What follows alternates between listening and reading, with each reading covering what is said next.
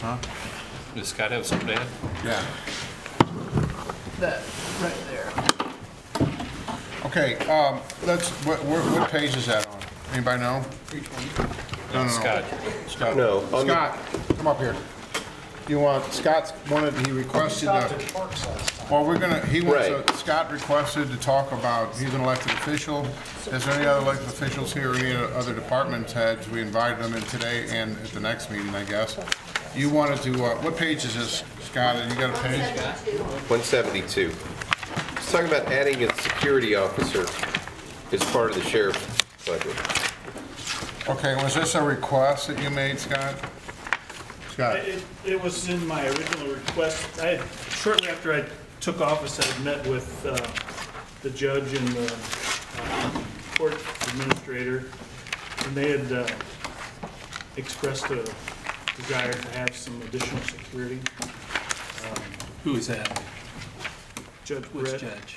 Judge Brett and Heather, the court administrator. Judge Brett asked you for some more security? Yes, sir.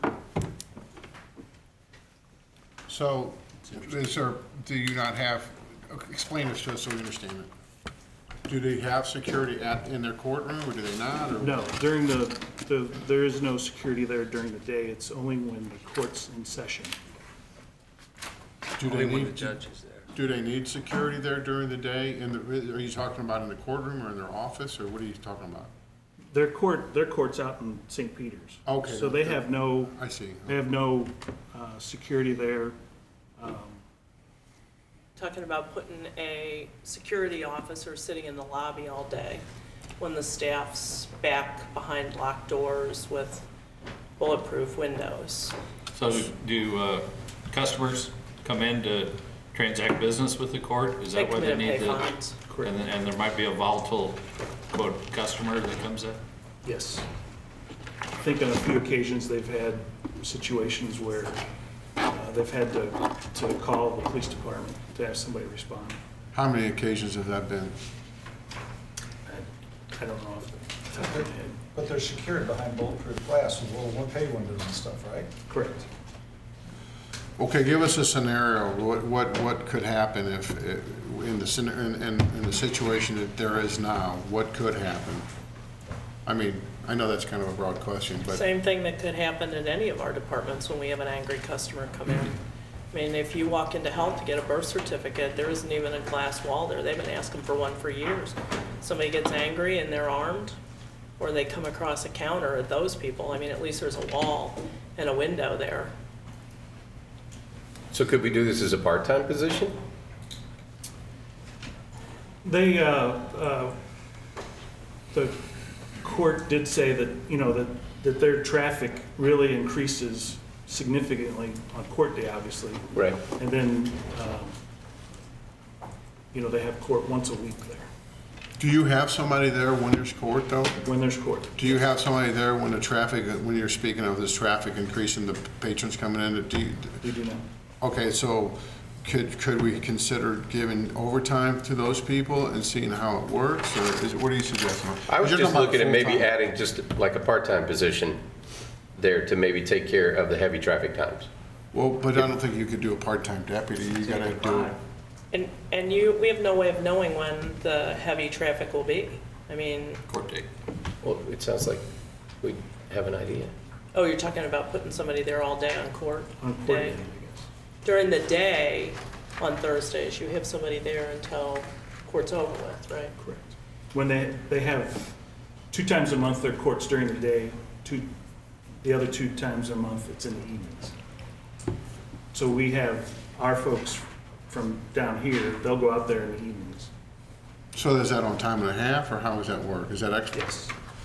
Okay, so, but you're requesting a full-time position, which would be about a $70,000 increase. Is that what you're asking for? With expenses, it'd be about 70. The initial request was for full-time, but I think we could, If we did that, would the overtime pay go down because now we don't need as many people going out from here out to there? No. Because we're talking about covering an 8 to 5 shift with a new person.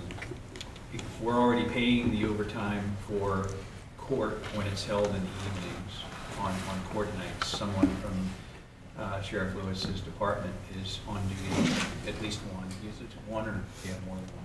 We have one security officer That- and 2 deputies out there. So there's several that are out there when court's actually in session on court nights. Okay, but on day court day, are those guys working overtime now, or how are you covering that now for those? We just, that's at regular time, we take Okay, the I'm staff sorry, I in thought here you said and overtime take them out. The evening court. The they're evening working. court Evening. is, but we're not talking about the evening. We're talking about staffing during the other parts of the day.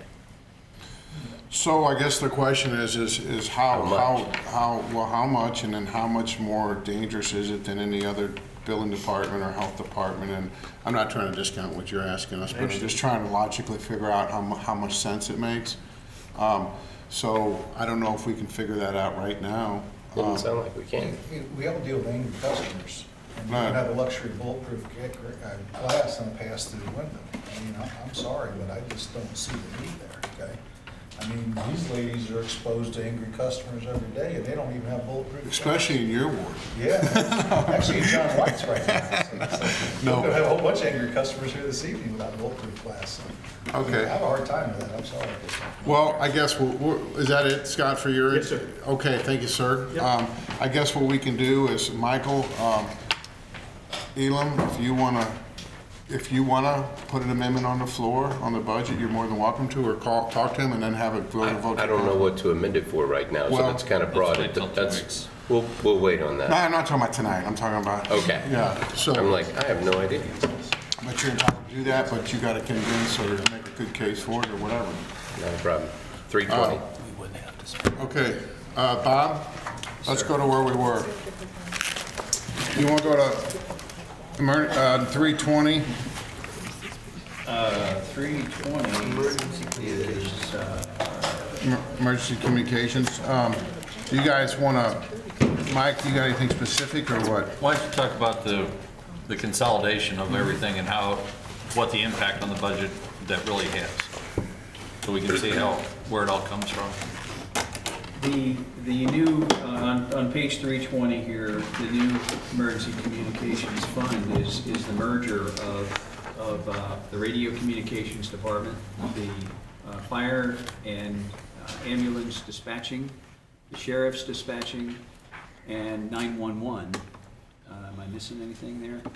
What was the total of all of those for last year as far as, Well, it's, what you're seeing here is, in this new fund, this new Fund 273 is largely the total of all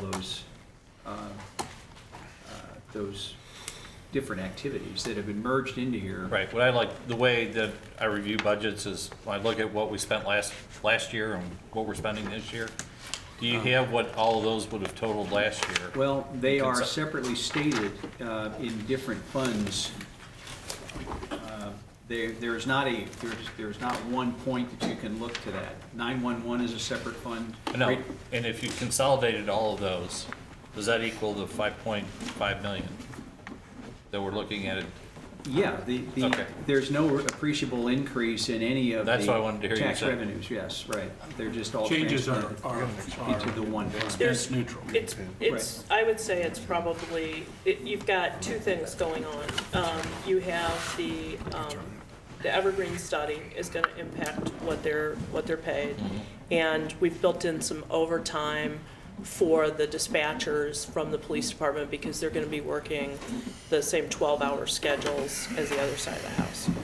So those are the only two differences that you should see. We have no more full-time employees than we had previously.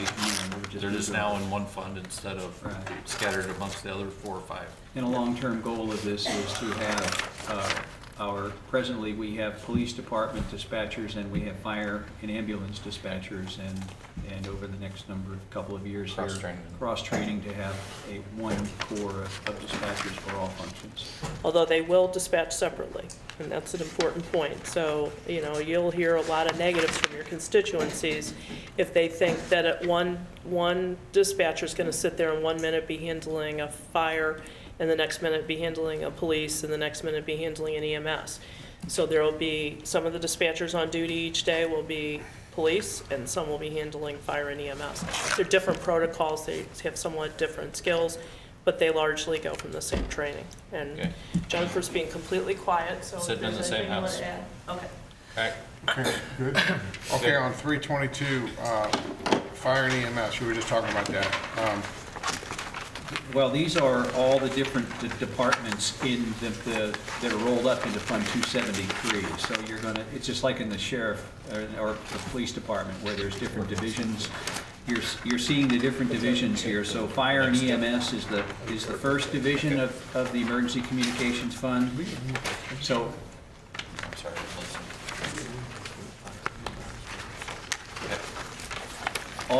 all of these different activities you were just talking about are now being shown individually in these succeeding pages here. So on the fire and EMS, do we get 100% reimbursed for that, or how does exactly that work? Collect the tax. That's the dispatch and alarm tax. Is that the, okay. Right, right. And we've just transplanted that department into this consolidated fund. That's what fire and EMS is. Police dispatching is the next group that they're. We don't need to go through each and Okay, every because one of them. they're all listed as you flip through You here. guys just do 342 is next. 342, Housing assistance go program. to 342. Housing assistance program is essentially a pass-through. St. Charles County receives funding from the Department of Housing and Urban Development that we pass through to NECAC, who is our administrator for the housing voucher program. Okay, go How to about if we go to 346. 346? 346. That's a, is that okay? Workforce development. 348, I guess. Yeah. 348. Workforce development, you all know what that is. There is a fiscal manager position that's being added to that department. Originally, that position was there. It was consolidated into the finance department to be a grant administrator, and with the new director out there and kind of a new approach to that department, they are asking for the fiscal manager to be back out there housed in that department again. And they Okay. administer the state grants that we get, and you know what workforce basically does. But you were doing that in your department. They still have, What is they have that accounting person? staff out there at workforce, and the fiscal manager position was initially brought into my office a couple of years ago to act in that overseer of the accounting function and begin to and we began at the same time to begin the process of consolidating grants in the county to having a single point grant administrator. Stephanie Huey is the person in our office that does that. She has been very successful in taking on more grants from county departments, and she's spending more time on grant administration, and was unable to keep up the role, if you will, on the fiscal manager side. And it's time to make that split again, because Stephanie's going to continue to, and we're going to continue to centralize grants into the grant administrator position. Okay, Can I ask what Worldcom Beg is and why it went down so much? go over to 350, 354. It's on 347. Can we, is there anything to talk about with the regional task force? I just want to ask a question. That was a grant program. Joe's asking That a one- question on Look at the 347 Caesar's first. funds, I'm just curious. Huh? Joe, you got a question? I'm sorry. I got it. Okay, on 354, just quick question. Why have the drug seizure funds been so drastically lowered? So Attorney General Eric Holder changed the nature of the program. And now if you are in a task force, like we're in the DEA task force, or you're in another task force, you can still participate. With regard to road stops, where it appears to be something that should be at a federal level, he will not accept those anymore. So that has not only changed the outlook for drug seizure funds in the police department, but also drastically changed what the prosecutor is able to get. out of the drug seizure program. So what are you saying? Are you saying that it goes, it doesn't, the drug dealer keeps it, or it goes to the federal government? At the state level, it goes to the schools. Okay, so what happened to our $150,000? It's not going to us. It's going there. It's not going federal, so we're not getting a piece of it. At all? Feds let them keep the money? No. It's Who going to the does get the money? schools. So Okay. If you do it on the state, with the state, the money has to go into the schools under the state constitution. Okay. And if you do it federal, then we can get a piece of it. Is that correct, Jim? that's correct. So the way it works is if let me just take the drug enforcement agency task force that we're in. Let's say we go on a bust that we initiated. We may get 70% of that. It's shared then with others that have helped make that bust, including the federal government. If we go along to assist, say, Clayton Police Department on information they initiated, we may get 20%. If it's just that we're getting a share of it because we're in the task force, we may get only 7% of a bust. But that has stayed the same over time. So for instance, if in the other instance, our drug interdiction officers are on the road and they see a very suspicious vehicle, they've seen the same vehicle moving through the county on the same day and going back west on the same day, and they don't appear to have any purpose in that, and so they develop probable cause and they stop that vehicle, and it turns out it's filled with drugs or it's filled with money after selling drugs. Drug dogs are hitting on it right and left. We cannot seize that money federally anymore. We can't notify the federal task force that we know is working on it. Instead, it would go through state courts. And so whatever money comes out of that would go to the schools. Okay, well, all right. In a nutshell. We also had some that the drug dealers are going more up Highway 55 than they are coming across 70 these days, but. Okay, 357, internet crimes, anything up? Yeah, I don't, I think those guys are doing a hell of a job. If you read the news this week, you know what happened. They got a little girl that was basically kidnapped and got her back to her parents. It looks to me like we're cutting them back. We're going from 423 to this year to 395. I think mainly we want to spend more money with these guys as they're doing a great job, so I don't know why they're cutting back on it. They're grant funded, that's why. This is 100% federal dollars paying for this. And we're not cutting back on any staff, and we have bought things for them out of general fund that are capital items. Will they be able to maintain it level they're at with this money? And in fact, we'll be, I think I mentioned that during the police department budget, we'll be picking up, it'll actually be the same number of officers participating, but because one of the jurisdictions was pulling out of it, that person will be coming directly onto our payroll and will be paid in full by the grant, so that we can maintain the same number of people in that unit. No, I agree. Captain Dave Kaiser tells Mattia did a great job on this, and we'll support those guys with everything. They do an excellent job. They do a great job, yeah. 350. Good job. Family in Ohio would say that right now. Correct me if I'm wrong. Okay, you guys, let's keep moving here. Capital projects, do we want to, What's here is generally what was included in the capital plan. It's that was submitted to the council in August. There are some tweaks to it here and there, but by and large, it's how the capital improvement sales tax is appropriate and broken down for use. okay, 360, I guess the FEMA reimbursements are all done now, is that right, Joanne? Yes. You mean from the May 31st, 2013 storm? Yeah. Yes. Okay. Okay, you guys got any questions? 384. Do we want to go to construction management, 362? He's doing a hell of a job. We're keeping him. I don't know what else to say. Corey, you got any questions or anything on this one? Where's Corey? Did he leave? Oh, there he is. Everything good over there? Okay. All right, 363. Corey wants a new saw. You need a tape measure or anything? Get him one of the electronic ones, you know? Flexible matter. For getting on roofs. Okay.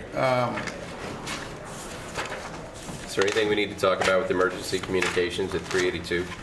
Is there? I don't know, did you skip anything before that, though? 382 is one It's of all those, capital budget. that's the radio fund that has been moved into the emergency communications fund. Yeah, that's zeroed out. All the numbers are zero here. They were back in Well, I said- emergency communications. Okay. I just have a quick, on capital projects fund, IS department, I know you keep throwing more and more money into that department. And we spent a couple $100,000 more this year, and it looks like we're gonna spend $200,000 more next year. Is there light at the end of the tunnel there, or is that gonna just keep on going up? Those are our maintenance contracts. We're gonna be, if we want the stuff to continue to work the way it's supposed to work, we're gonna be investing every year in those contracts for everything that needs to be maintained. This is just what we're paying for. These are their maintenance contracts for information systems. Okay, let's go to 389. Bob's favorite. That's still a loser, I guess, huh? Why is that a... Why is that a video coming in? Bob, Yes. what's up with that, 389? The budget itself is very general because you never know at this stage of the calendar what you're actually going to do the following year. So there's just enough room budgeted in this fund to give us, if we start booking some major shows, we have to have the budgetary authority to be able to do that. And so it's a very general budget that gives us the budgeting flexibility to be able to do what we need to do in the coming year as opportunities can become available. So it's not a budget that's necessarily based on trend. It's budgeted to give us the room to, if we bring in Garth Brooks and need to pay $500,000 in order to do that, we need to have the spending authority to bring Garth Brooks in. So, I mean, it's a very general budget that just gives us the room to operate. So this is how much money we lose every year is what you're saying, basically? No. On the This ending- is in fund balance? the ending fund balance that you're back on. Page 389. Yes, those are cumulative loss through actual 14. I mean, That's what the it's 15 cost the estimate- entire time we've owned it. Yeah, the 15 estimate is very rough at this point. So 392 is where this really needs to start, is that what you're saying? Well, we're looking at the cumulative fund balance of the Family Arena on 389. 391 is really where the income for the Family Arena, the income categories for the Family Arena start. Staffing's on 392, Right. and then expenses on 393. So what are we doing in lieu of a general manager there at the moment, in terms of, are we planning on hiring a general manager, or we just No. budgeted for it just? We are not. We are not. What we were looking at is, and we're not sure, are you good if I talk about this a little bit? Well, you don't have We to, don't have Personnel to. matter, isn't it? you don't have to talk about it right now, but what we'd like You to can, see, whatever you think, whatever you think. how can we stay out of the negative?